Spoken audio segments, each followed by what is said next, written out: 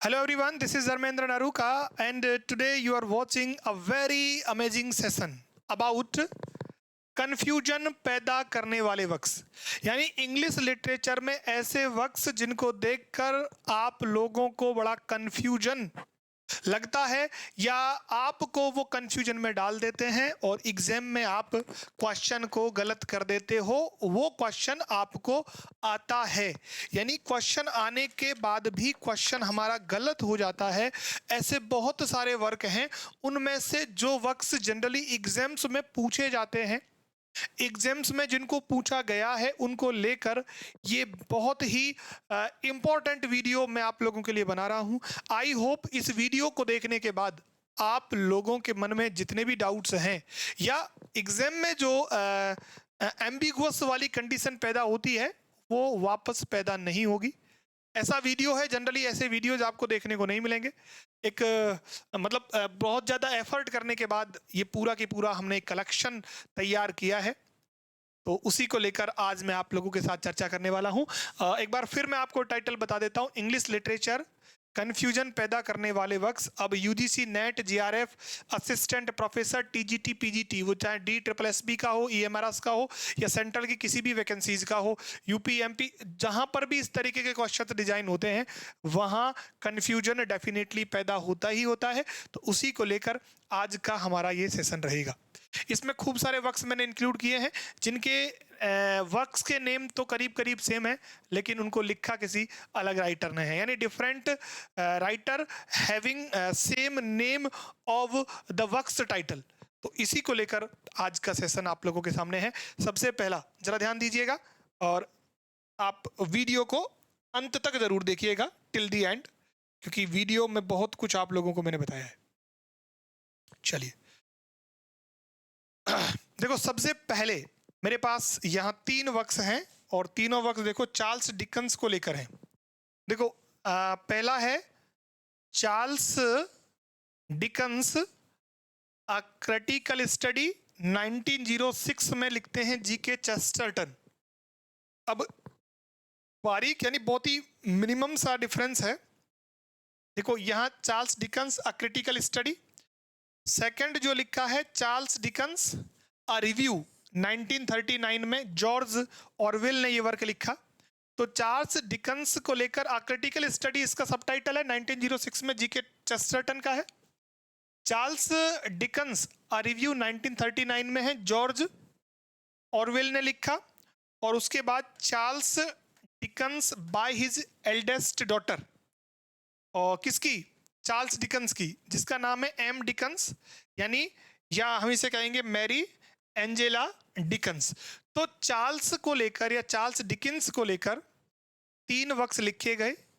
एक में तो है a critical study GK Chesterton का, अ रिव्यू जॉर्ज ऑरवेल का, और Charles Dickens by his eldest daughter, तो इनका है 1886 में। ये तो अर्लियर वर्क है और ये 2 लेटर पीरियड में लिखे गए वर्क हैं, 20th सेंचुरी में लिखे गए वर्क हैं।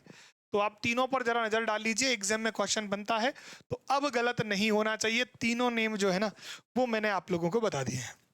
चलो सेकंड नंबर पे देखते हैं।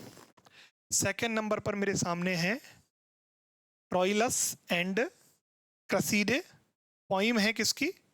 जॉफ्रे चौसर का। अब देखो स्पेलिंग का भी मैं फर्क बता दूंगा यहाँ पे। और ट्रोइलस एंड क्रेसीडा ये प्ले है विलियम शेक्सपियर का, यानी चौसर ने तो पोइम लिखी है और शेक्सपियर ने लिखा है प्ले। अब यहाँ CRISEYDE है और यहाँ CRESSID है। तो ये जो लास्ट मतलब लास्ट का जो वर्ड है, इन दोनों में डिफरेंस है, ये है डिफरेंस मेन। और एक डिफरेंस ये कि एक ने तो पोइम लिखी है और एक ने क्या लिखा है? प्ले लिखा है। तो ये आपके सामने जो डिफरेंस है मेन वो आपके सामने है। थर्ड नंबर देखो, the old wives tale, novel है ये 1908 का, और किसने लिखा है? अर्नोल्ड बेनेट ने। किसने लिखा हुआ है? अर्नोल्ड बेनेट ने लिखा हुआ है।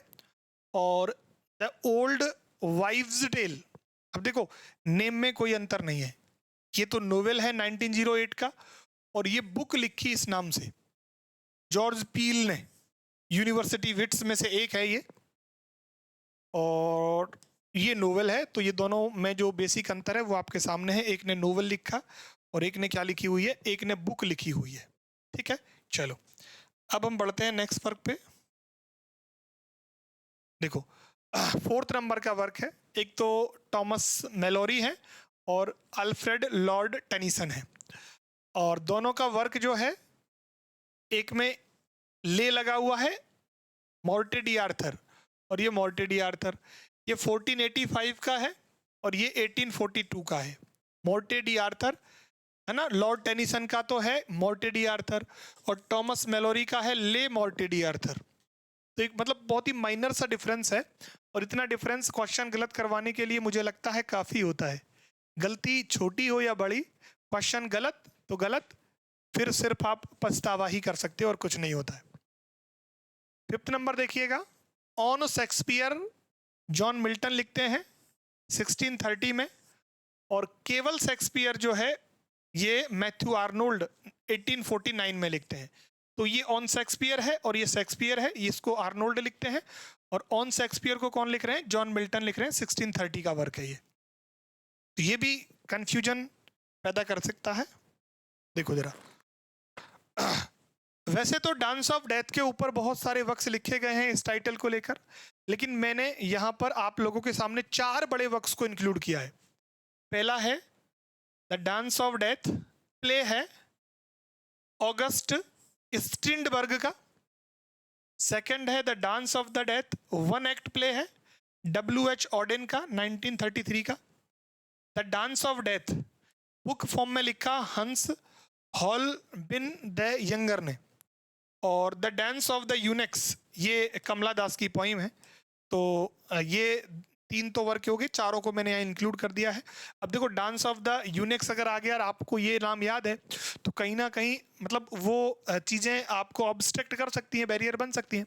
तो डांस ऑफ द डेथ किसका है, ऑगस्ट स्ट्रिंडबर्ग का है। Dance of the death W.H. Odean का 1 एक्ट प्ले है। Dance of the death book हंस हॉलबिन द यंगर का है। Dance of the Unix poem है कमला दास की। किसकी पोइम है, कमला दास की पोइम है। इसके बाद देखो इस कैटेगरी में नेक्स्ट आता है उलेसीज, है ना। उलेसीज को भी 2 अलग अलग राइटर ने लिखा है। अल्फ्रेड लॉर्ड टेनिसन ने पोइम रूप में लिखा है 1842 में, और जेम्स जॉयस, है ना, क्रॉनिकल्स नोवेल है ये 1920 के अंदर। उलेसीज दोनों का ध्यान रखना है, टेनिसन का भी है और जेम्स जॉयस का भी है। 8th नंबर पे देखो द टावर, है ना, पोइट्री कलेक्शन है, poetry collection and poem book.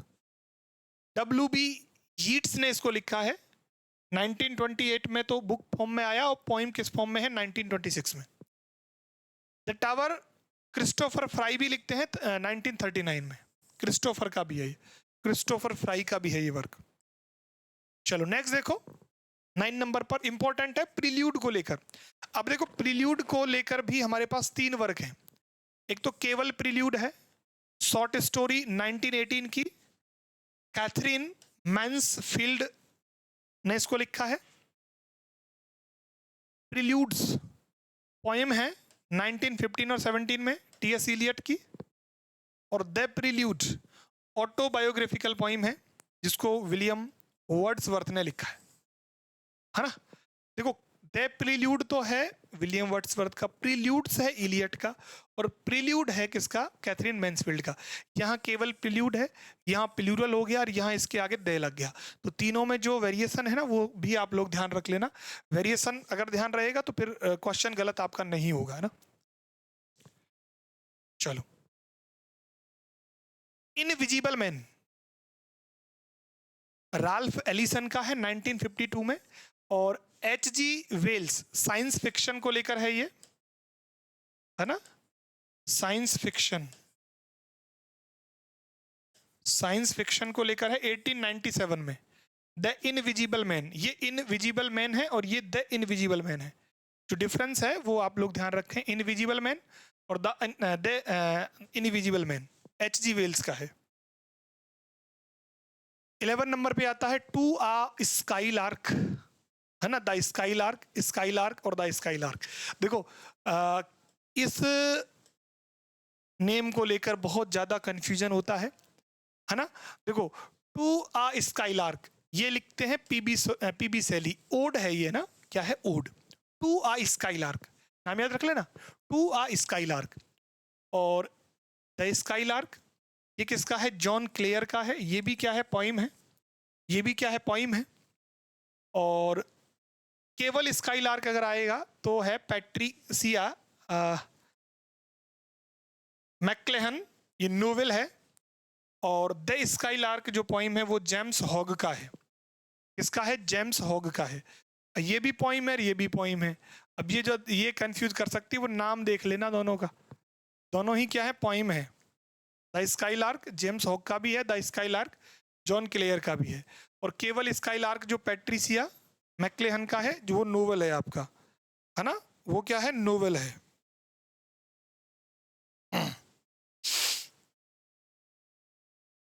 ठीक है भाई, चलो आगे बढ़ते हैं हम।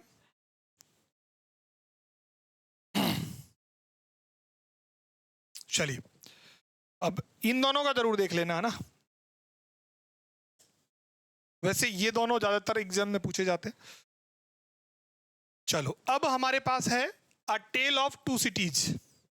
इसको लिखा है चार्ल्स डिकन्स ने, नोवेल है इनका ये। और a tale of a tub Jonathan Swift का है। A tale of two souls Anand Kumar 2019 में लिखते हैं। और a tale of Manchester life ये किसका है, मिसेस गैस्किल का है। चारों को ध्यान रखना। A tale of two cities Charles Dickens लिखते हैं। A tale of a tub Jonathan Swift लिखते हैं। A tale of two souls Anand Kumar लिखते हैं। आनंद कुमार है ना, रिसेंट वर्क है 2019 का। और a tale of Manchester life ये किसका है, मिसेस गैस्किल का है ना। यहाँ लंदन और पेरिस की बात होती है a tale of two cities के अंदर। चलो, अब देखो आपके पास डॉन जुआन लॉर्ड बायरन की क्या है, पोइम है ना, ये पोइम है इनकी। और डॉम जुआन है ना, वो मॉलियर का क्या है, प्ले है। और द टीचिंग ऑफ डॉन जुआन फिक्शन है, कार्लोस कैस्टेंडा का। ये क्या है, टीचिंग ऑफ डॉन जुआन फिक्शन वर्क है, फिक्शनल वर्क है ये।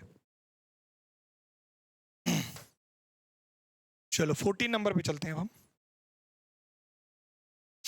13, हाँ 14। The shepherd calendar Edmund Spenser का है ना, एडमंड स्पेंसर का है 1579 में। और shepherd's calendars with village stories हैं and other poems John Clare का है। किसका है, जॉन क्लेयर का। तो ये दोनों नाम भी आपको ध्यान रखने हैं।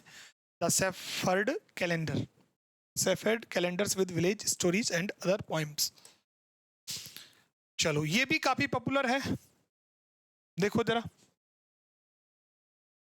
अ डिफेंस ऑफ पोइट्री है ना, अ डिफेंस ऑफ पोइट्री 1821 का ऐसे है पीबी शैली का। किसका है, पीबी शैली का ऐसे है। Written in response to his friend Thomas Love Peacock's the 4 ages of poetry,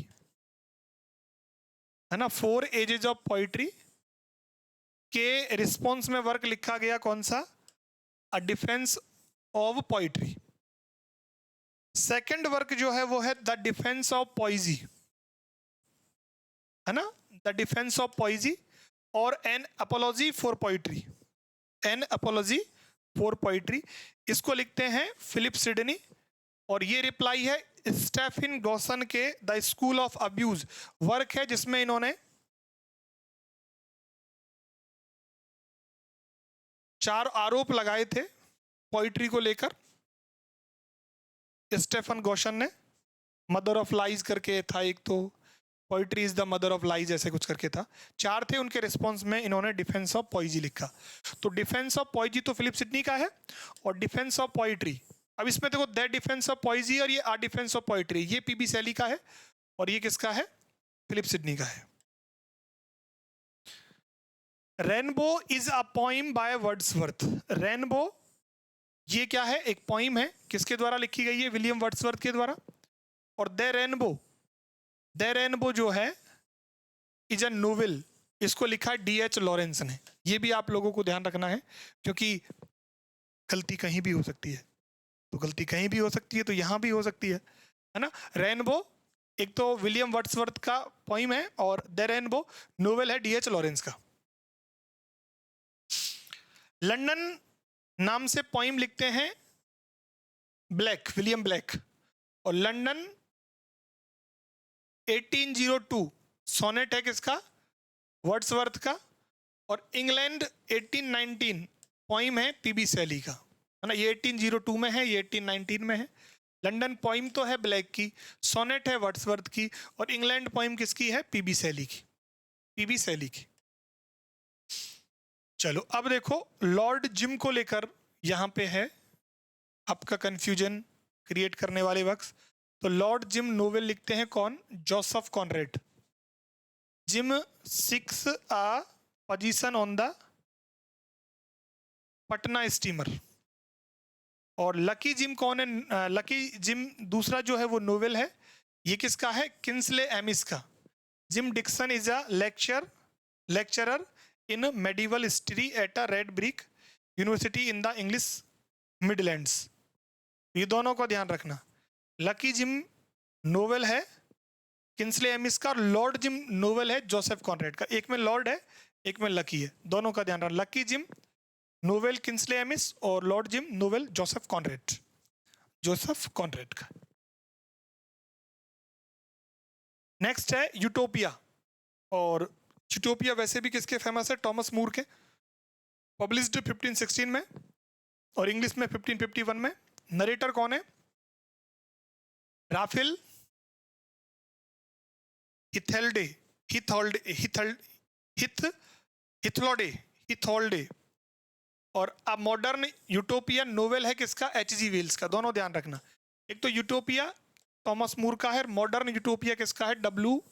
by H.G. Wells का, जिनकी चर्चा अभी हमने द इनविजिबल मैन में की थी। द कैजुअलिटी पोइम लिखते हैं Ted Hughes.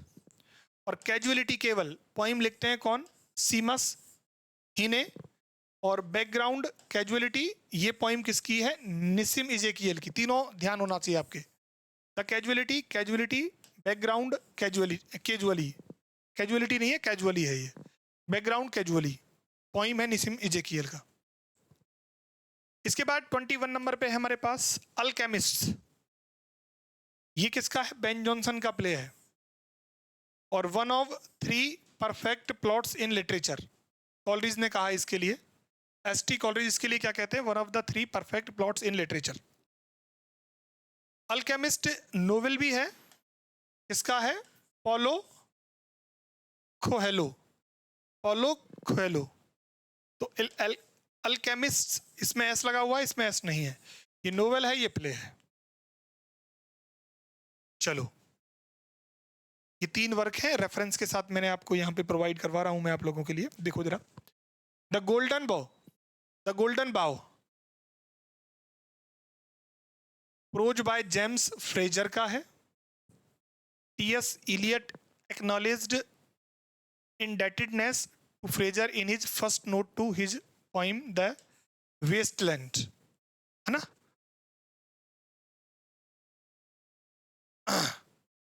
The golden notebook novel है किसका?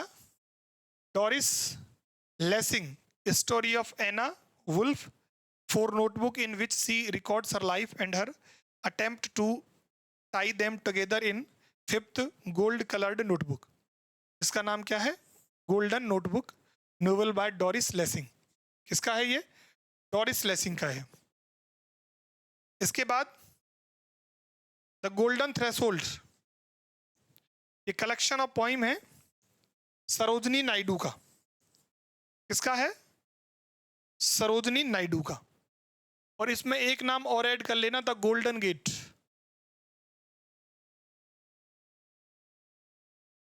ये सोनेट सीक्वेंस है किसका? विक्रम सेठ का। विक्रम सेठ का। किसका है? विक्रम सेठ का, गोल्डन गेट। चलो अब देखते हैं ऐसे ऑन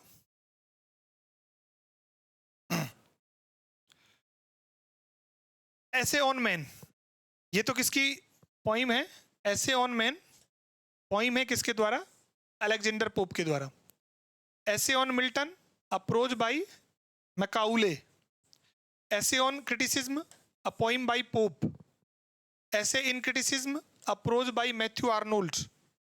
और essays of Elia Charles Lamb का है, कलेक्शन है पूरा की पूरा। Essay of ancient and modern TS Eliot का है।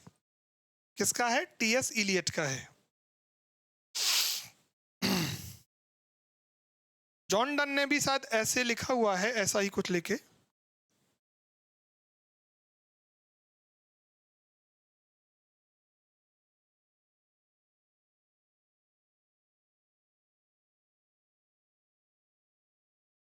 ऐसे in divinity, essays in divinity.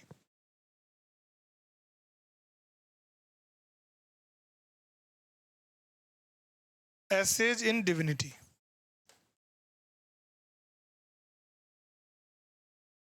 ये किसका है? जॉन डन का है। ये जॉन डन का है। तो देखो, ऐसे ऑन क्रिटिसिज्म तो लिखते हैं Alexander pope, essay in criticism लिखते हैं Matthew Arnold, essay on Milton लिखते हैं मकाउले, और ऐसे ऑन मैन लिखते हैं Alexander Pope. Essays of Elia Charles Lamb का कलेक्शन है, और essays of ancient modern TS Eliot का है, और essays in divinity John Donne का है। किसका है? जॉन डन का है। तो ये सारे आप देख लो, ये सारे इंपॉर्टेंट हैं। 23rd नंबर पर जो है वो सारे के सारे आप लोगों के लिए इंपॉर्टेंट बनते हैं। चलो नेक्स्ट बढ़ते हैं 24, that is the way of the world. The way of the world, it is a comedy by William Congreve. William Congreve का ये प्ले है, कॉमेडी है, the way of the world. और the way of all flesh, ये Samuel Butler का क्या है? एक नोवेल है। The way of all flesh, the way of the world comedy है किसकी? विलियम कॉन्ग्रीव की। द पिलग्रिम्स प्रोग्रेस, जॉन बनियन का वर्क है। और द पिलग्रिम्स ऑफ द राइन, बुल्वर लिटन का ये वर्क है। और द पिलग्रिम्स सॉन्ग बुक, ये बुक है ओसवाल्ड चैम्बर्स का। तीनों का ध्यान रखना, जनरली ये वर्क्स एग्जाम में पूछा जाता है, लेकिन आपको तीनों ही ध्यान रखने। पिलग्रिम्स ऑफ द राइन बुल्वर लिटन का है। The pilgrims song book Oswald chambers का है। और पिलग्रिम्स प्रोग्रेस किसका है? जॉन बनियान का है। The life and opinions of Tristram Shandy, है ना, gent, a novel by Sterne. और ट्रिस्ट्रम एंड स्कल्ट किसका है? मैथ्यू आर्नोल्ड का है। ये भी दोनों वर्क ध्यान रखना। The life and opinions of the Tristram Shandy, है ना, अ नोवेल बाय स्टर्न। और Tristram and Iseult Matthew Arnold का है। ठीक है, देखो एक बार, आगे बढ़ते हैं फिर।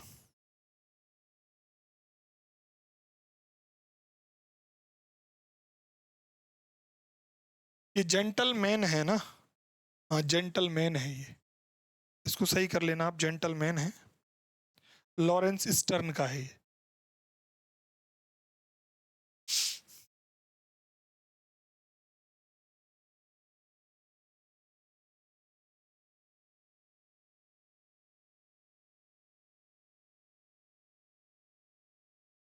ये ISEU है ये ना। ये मुझे थोड़ा सा कंफ्यूजन लग रहा था, मिसप्रिंट था इसमें। ठीक है, अब सही है ना। तो ये पोइम है ना, ये क्या है? आपकी पोइम है, और ये नोवेल है। वो नोवेल तो लिखा ही हुआ है उधर। चलो, तो आपका हो गया the life and the opinions of Tristram Shandy, gentleman, है ना, नोवेल है। और Tristram and Iseult Matthew Arnold की पोइम है।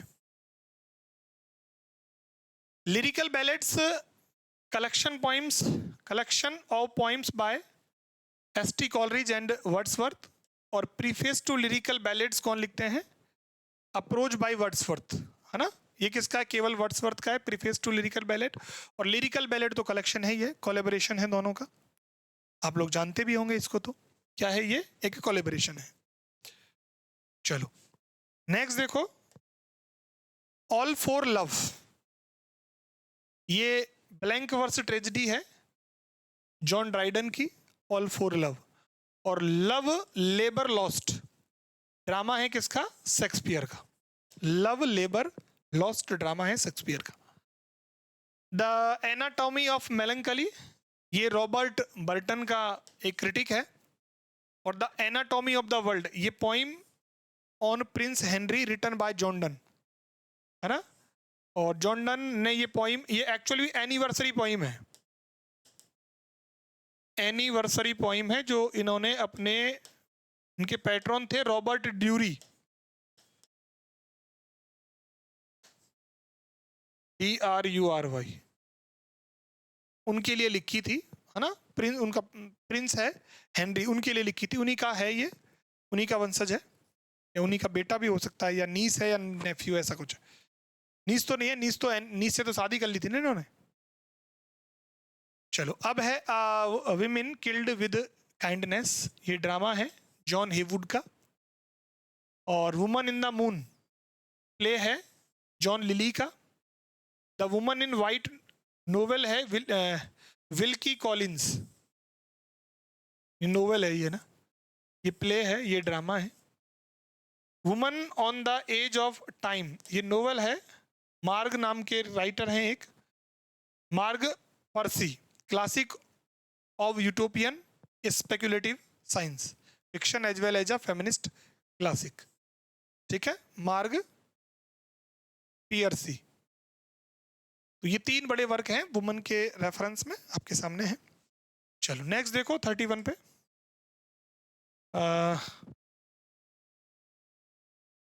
एंडीमियन प्ले है किसका? जॉन लिली का, ये तो प्ले है। एंडीमियन नोवेल है किसका? बेंजामिन डिज़रियली का। और एंडीमियन पोइम है किसकी? जॉन कीट्स की। तो तीनों को ध्यान रखना, बेंजामिन का तो नोवेल है, जॉन लिली का प्ले है, और कीट्स की क्या है? एंडेमियन पोइम है। एंडेमियन क्या है? पोइम है। अब देखो the rape of the lock, epic poem है अलेक्जेंडर पोप की। और the rape of the Lucrece long poem है किसकी? शेक्सपियर की, है ना। रेप ऑफ द लॉक तो है एपिक पोइम पोप के द्वारा, और ये लॉन्ग पोइम है किसका? शेक्सपियर का, rape of the Lucrece, the rape of the Lucrece. Elizabethan essays prose by T.S. Eliot. और Elizabeth and Essex prose by Lytton Strachey, Lytton Strachey. तो एलिजाबेथ एंड इसेक्स है, और एलिजाबेथन एसेज है। Everyman one of the best non morality play, है ना। और every man in his humour satirical comedy है by Ben Jonson. अच्छा, इसका कोई राइटर है नहीं, है ना। एवरी मैन के कोई राइटर क्या है? अननोन है, मतलब अर्लियर वर्क है ये केवल एवरी मैन, जो क्या है? मॉरलिटी प्लेज है। 4 प्रकार के जो प्लेज होते हैं ना, उनमें से एक जो मॉरलिटी प्ले है, उनमें से एवरी मैन एक इसका बेस्ट एग्जांपल है। और every man in his humour, ये बेन जॉनसन का प्ले है, सैटिरिकल कॉमेडी है बेन जॉनसन के द्वारा।